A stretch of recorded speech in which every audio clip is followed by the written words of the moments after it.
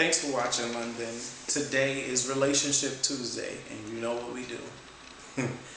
We talk about relationships. Today I want to talk about dating a shadow. When you date a shadow, you're dating a person whom you're entertaining because you're really afraid of being alone, if you want to tell the truth.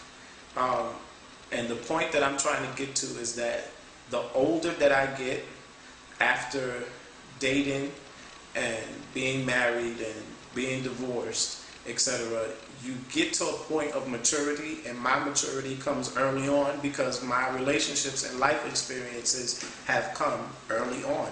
So one of the points or the things that stuck out to me is dating someone who we quote have potential to be someone great in our lives and be that significant other for us, but in reality they have a lot of flaws, they have character issues, they have a lot of stuff about them that they need to get in alignment.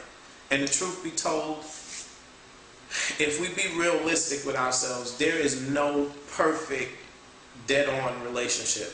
If we just really tell the truth, everyone has something about their life that needs to be worked on, that needs to be put in perspective, that needs to be ironed out, so to speak.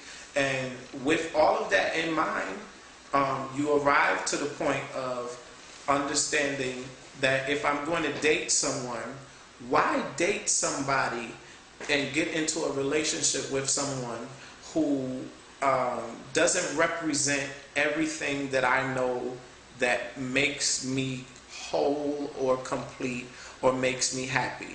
And some of the extreme versions of dating a shadow that I want to talk about is the person that you know is verbally abusive to you.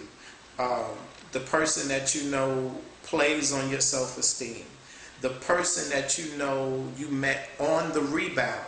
Either you were coming out of a relationship or that person was coming out of a relationship, and it feels like love, but you know it's more lust than anything else. But you settle for this relationship because you really don't want to be alone. You're tired of being alone.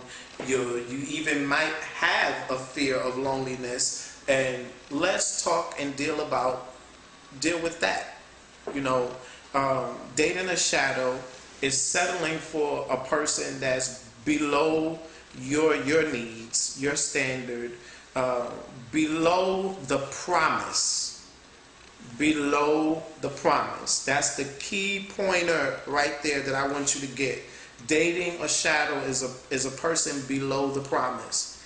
And it doesn't mean that this person is all of these ideologies, these idealistic things that we build up in our head about who this person should be, how they should be, what they should look like, but it's dating a person that's way below the mark of who they should be for you. And sometimes when we get real with ourselves and get real with what God has planned for us and get real with what our needs are and get real with where we're headed with our life, because the problem with dating a shadow is that it's okay while you're dating, and then life goes on, and then you start to feel like the two of you have grown apart, like you're two different people, like you don't complement me, you're not really for me, you're not really representing everything that my life is really about and where I want to go, and it's just not it.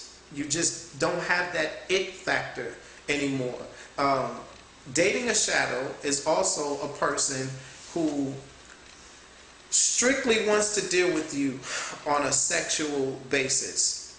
There's very little real romance in that type of relationship, and the love factor that should be present in that relationship is not where it always should be. You know, you have this fictional, fake, falsified love, but you know deep within you that is not the real genuine love that you should be feeling. And that, my friend, is dating a shadow. So I want you to hit me in the comment section, and I want you to hit me with your comments, hit me with some stories, tell me, hit me with some questions, stories, and comments about, have you ever dated a shadow? Have you ever settled for someone that is below your standard, below your means, below the promise of what you know God has for you? And I'm not talking about making up these laundry lists of things, expectations, and requirements that this person has to meet in order to be your mate, but I'm talking about the person that God has strategically designed for you. If I can make this quick point before we close, is that the promise, dating the person that is the promise for you, is the person, if we can go biblical real quick, Adam and Eve. Adam was put to sleep. Eve was taken out of his rib. The rib being the bone marrow of the man. The rib also being, if we break it down to a scientific term point, it was God taking an atom, the smallest portion of DNA out of a man, abstracting it and making a copy of what that man is, what he represents, and giving him a gift of exactly what he wants. And can we say that we are with the person that God has strategically cut out for us? The person God has strategically called for us to be in a relationship. Can we say that we're with that person? Can we say that we have that type of love in our life? Or are we settling for a shadow? Hit me in the comment section.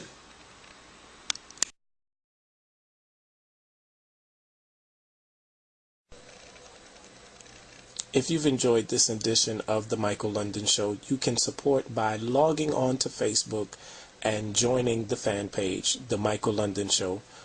You can also add us on Twitter, www.twitter.com/MichaelLondonTV. Thanks, you guys.